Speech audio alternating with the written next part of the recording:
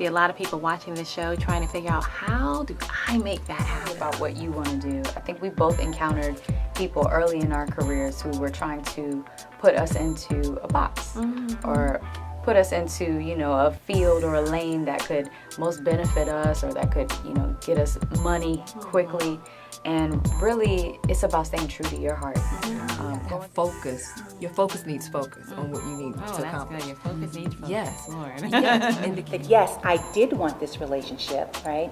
And my husband also had to have that clarity because we both have to want it. That's right. One That's person, right. as you mentioned, cannot save the relationship. You can't do that alone.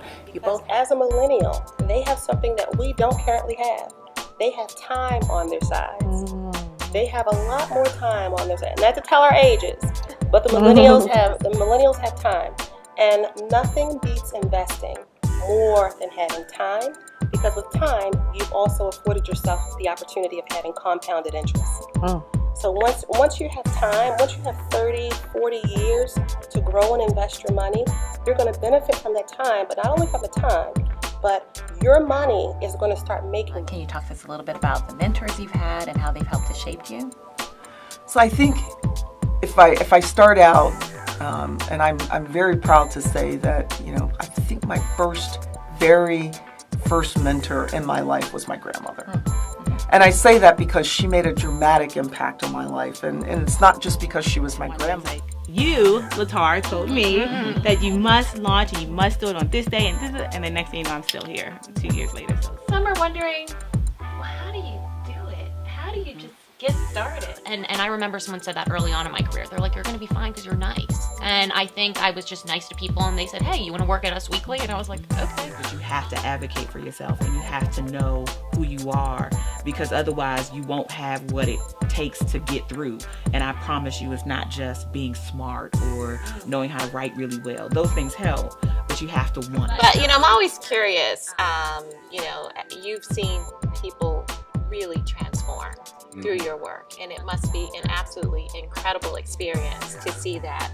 We have people that are watching the show that are struggling with their weight. I know I've had individuals that contact me and say, what can I do? And I said, just start by drinking water.